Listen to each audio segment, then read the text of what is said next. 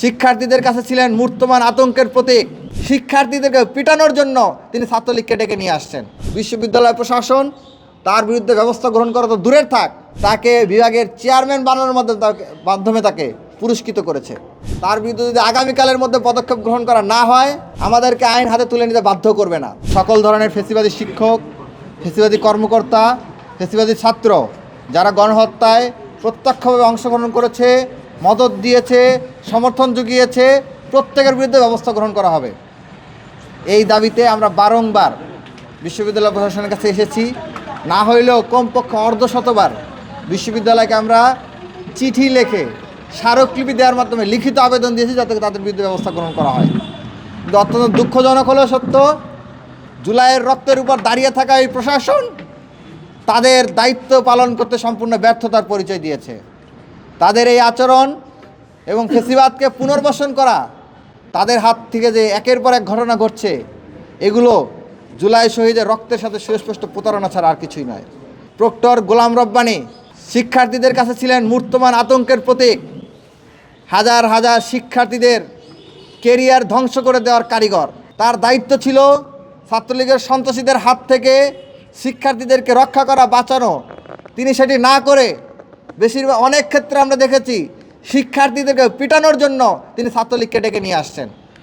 আমরা দেখতে পেয়েছি যে শিক্ষার্থীরা ভিন্ন মতের শিক্ষার্থী ভিন্ন মত লালন করে, এরকম শিক্ষার্থীদেরকে তিনি ছাত্রলীগের হাতে তুলে দিয়েছেন এবং পরবর্তীতে ছাত্রলীগ তাদেরকে রাতের পর রাত, ঘন্টার পর ঘন্টা ধরে নির্যাতন করেছে, টর্চার করেছে।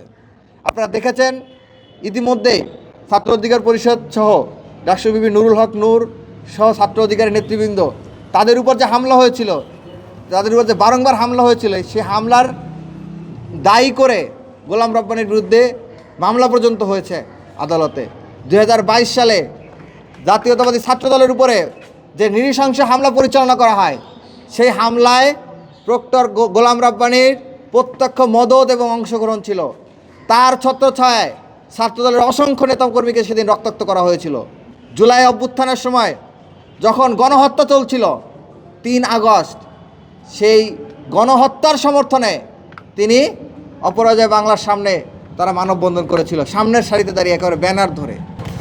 এই যে দেখুন, এইটা হচ্ছে 3 আগস্ট, যখন গণহত্যা চলছিল। ইতিমধ্যে 1000-এর অধিক ছাত্র জনতাকে গণহত্যা চালানো হয়েছে। ঠিক সেই মুহূর্তে এই যে তৎকালীন প্রক্টর গোলাম রব্বানী, তার নেতৃত্বে নীল দলের মানববন্ধন এবং মিছিল হচ্ছে। সেটি হচ্ছে খুনি হাসিনাকে টিকিয়ে রাখার জন্য, খুনি হাসিনার গণহত্যাকে বৈধতা দেওয়ার জন্য। এই গোলাম রব্বানী ঢাকা বিশ্ববিদ্যালয়ে যে ফেসিবাদী শাসন চলেছে গত 15-16 বছর ধরে, সেই ফেসিবাদী শাসন চালানোর ক্ষেত্রে অত্যন্ত গুরুত্বপূর্ণ ক্রিয়ানক হিসেবে ভূমিকা পালন করেছে। এবং এছাড়াও গোলাম রব্বানীর বিরুদ্ধে অসংখ্য অভিযোগ রয়েছে। সেই অভিযোগগুলো বিশ্ববিদ্যালয় প্রশাসনকে আমরা বারবার অভিহিত করেছি। কিন্তু অত্যন্ত দুঃখজনক হলো সত্য, বিশ্ববিদ্যালয় প্রশাসন তার বিরুদ্ধে ব্যবস্থা গ্রহণ করা তো দূরের থাক, বরঞ্চ তাকে বিভাগের চেয়ারম্যান বানানোর মাধ্যমে তাকে পুরস্কৃত করেছে।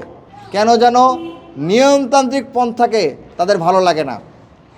আমরা আজকে সুস্পষ্টভাবে জানিয়েছি, তার বিরুদ্ধে যদি আগামীকালের মধ্যে পদক্ষেপ গ্রহণ করা না হয়, তাহলে পরবর্তীতে যে পরিস্থিতি উদ্ভূত হবে, সেই পরিস্থিতির দায় সম্পূর্ণভাবে বিশ্ববিদ্যালয় প্রশাসনকেই বহন করতে হবে। আমরা চাই না আইন হাতে তুলে নিতে। আমরা আশা রাখব বিশ্ববিদ্যালয় প্রশাসন আমাদেরকে আইন হাতে তুলে নিতে বাধ্য করবে না। আমরা আশা রাখব বিশ্ববিদ্যালয় প্রশাসন আইনের প্রতি সদয় হবে এবং আইন অনুযায়ী তাদের বিরুদ্ধে ব্যবস্থা গ্রহণ করবে। দেশে দেশে সবার সাথে দ্য নিউজ।